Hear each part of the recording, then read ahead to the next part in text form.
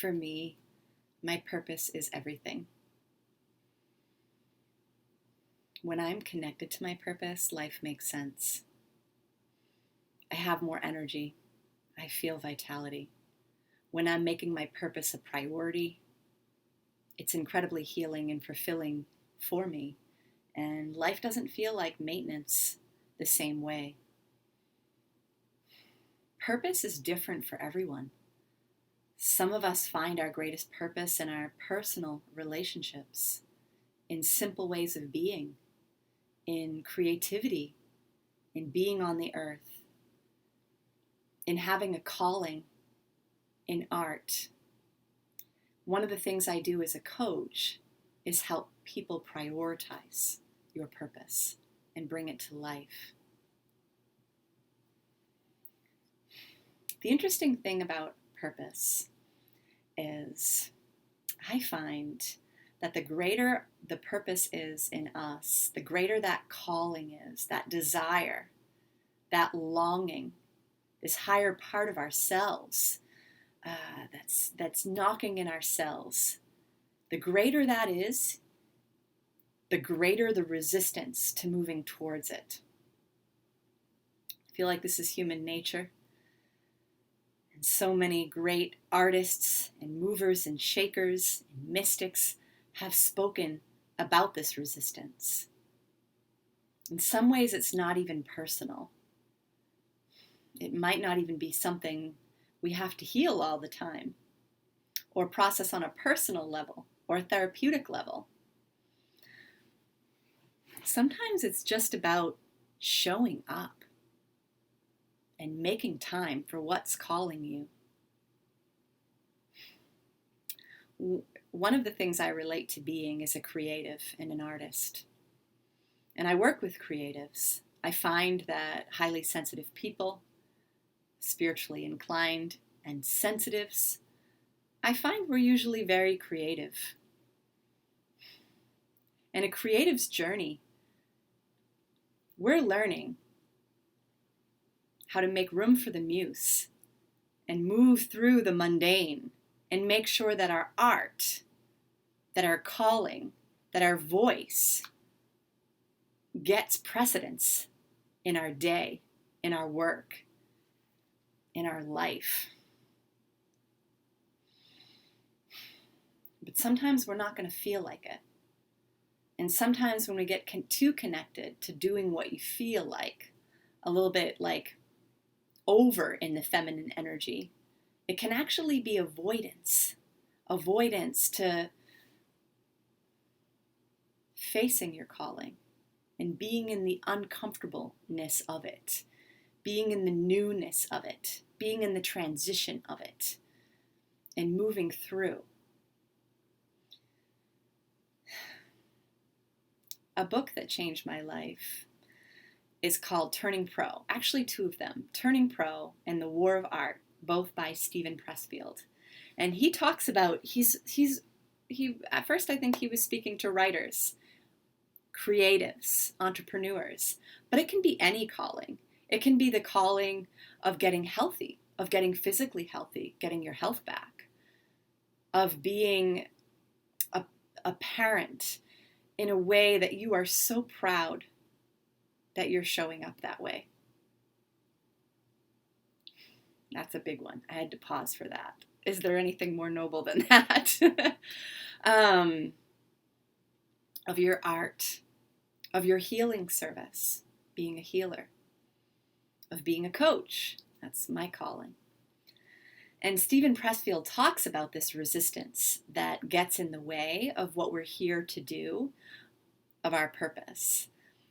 And he talks about a distinction that changed my life, being an amateur or turning pro, being a professional. And an amateur, we just wait to feel like it.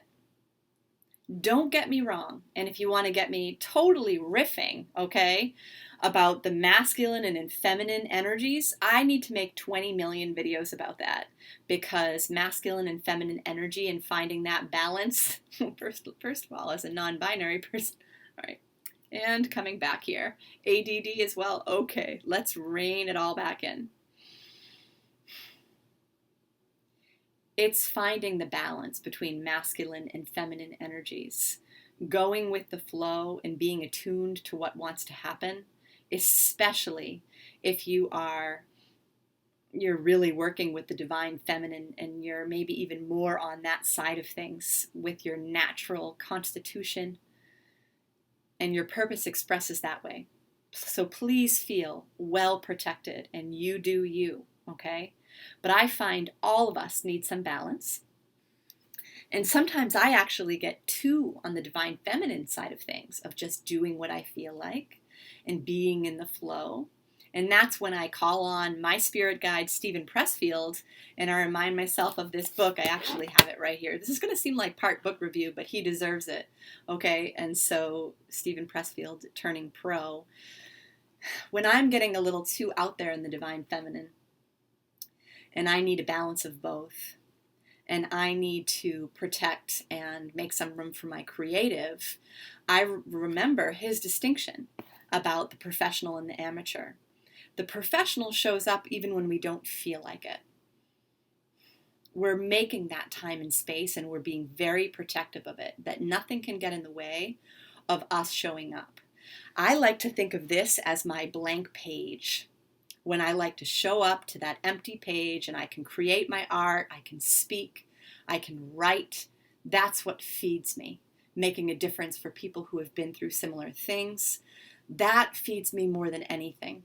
And that helps me be in the flow and be in those yin times where I don't need a schedule and I just do, I just ride the river, baby.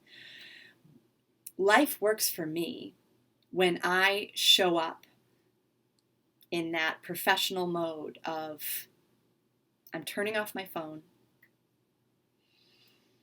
I'm not going to focus on other people or being there for them for a little while, so that I can show up and be right as an artist with my muse, with my higher self, being an instrument for God, what I came here to do, showing up for my purpose, and having the courage to be in that unknown, that place where it's uncomfortable, because I don't know what it's going to look like, because I'm a complete beginner. Because I need to practice my craft, practice my message, practice getting to know my purpose like it's another person in order to bring that into the world. So this video has turned into a complete riff, one of my longest videos so far. It's because I couldn't land the plane quickly because the topic is so important to me.